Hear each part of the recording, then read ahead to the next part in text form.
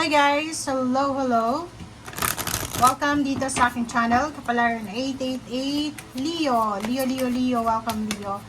So, yung reading na to na gagawin natin, Leo, is all about energy. Okay? Kung ano yung mga possible emotions, energy na pwedeng dumating sa'yo.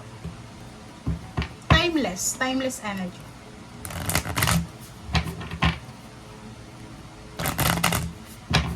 Okay. Leo. Wow. Okay. Good.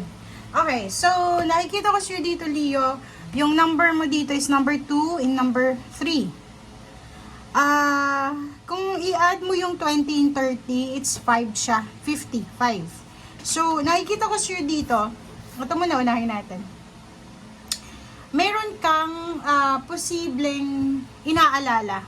Okay, medyo may Leo ditong masyado kang nag-aalala. Pwedeng may hinihintay ka. It's either naghihintay ka ng pera, naghihintay ka ng promosyon, salary increase. Etong gateway na to na magbukas para sa'yo in terms of money, relationship, or chance, or anything na hinihintay mo. So, nasa garden in the gate ka, naghihintay. So, gano'n naman talaga eh. Pwedeng, minsan, naghihintay tayo ng mga results, diba? Outcome. Like physical health, exam result, interview, exam, nag-a-apply ng trabaho, may hinihintay na pera,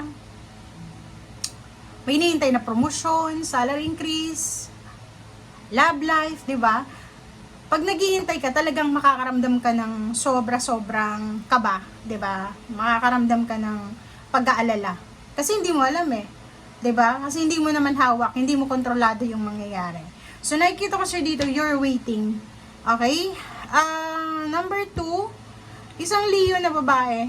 Mag-iingat ka kasi pwedeng ikaw ay maging subject, biktima ng envy, jealousy, envy. Pwedeng pagseselosan ka, kaiinggitan ka, or pwedeng may isang tao na naiinggit dahil sa kung ano man to na hinihintay mo. Pwedeng naghihintay ka ng pera, tapos itong taong to naghihintay din siya ng pera, tapos ikaw yung nakakuha. Promotion, ganun din sa loob ng company. Pwedeng ikaw yung na-promote, ikaw yung naghihintay, ikaw yung pinangakuan, and may isang tao na medyo nag-aalala siya. Medyo hindi siya masaya. Wow! And home.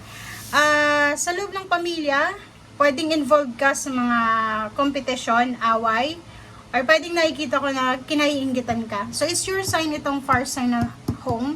Kasi kung makikita mo sa loob ng bahay, mayroong parang fire, maliwanag. So, may mga Leo ditong pwedeng yung pamilya mo ay nag-aaway-away, yung pamilya mo hindi magkasundo-sundo.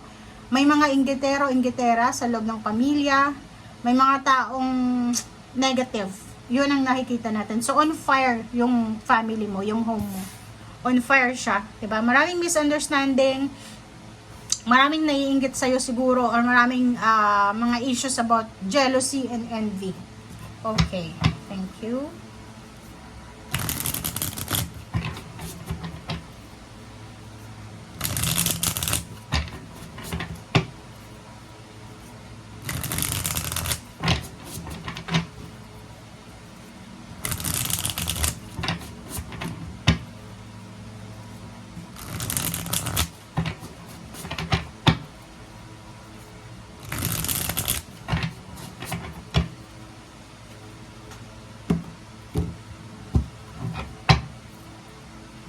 Okay.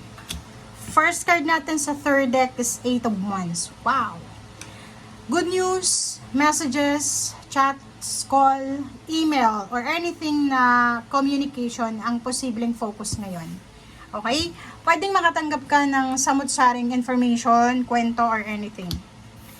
King of Pentacles, pwedeng money. So, nakikita ko sa'yo dito, Leo, na posibleng makatanggap ka ng information tungkol sa pera.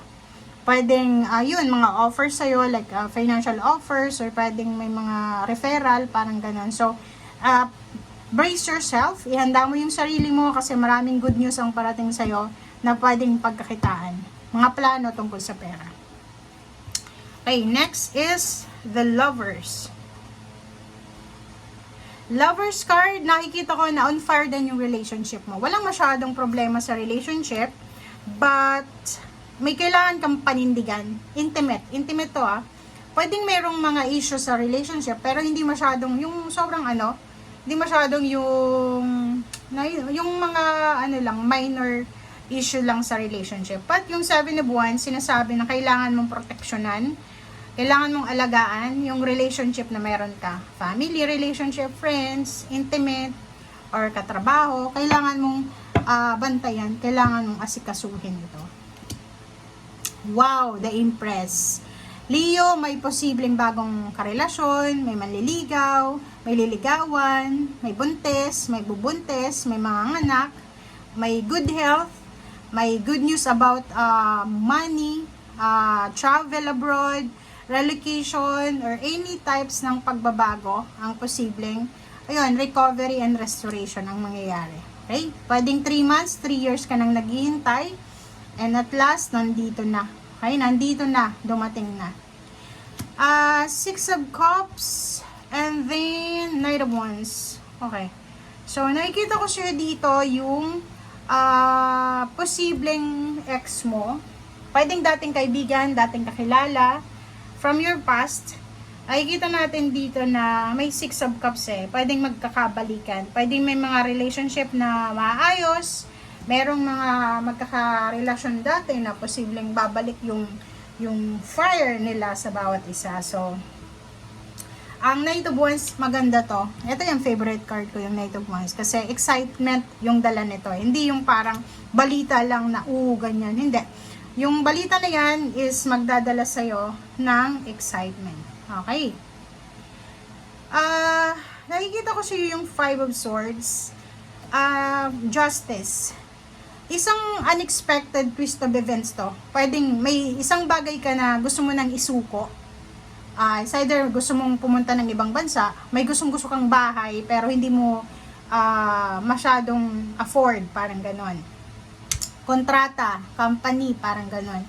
And dito sinasabi isang unexpected twist, 'di ba? Happenings na kung kailan mo balak na siyang i-let go. It's either relationship, it's either money matters, career, place, parang ganon, ay biglang i-offer siya sa'yo ng universe. Parang ganon, di ba? Kung kailan ka nakapag-isip na lumipat ng company, tsaka bibigyan ka ng offer na i-renew yung contract mo, mapopromote ka, madadagdagan yung mga benefits mo, parang ganon. So, nakikita ko sa'yo dito na expect the unexpected na victory, justice, and good karma. Okay? Thank you guys for watching. Bye!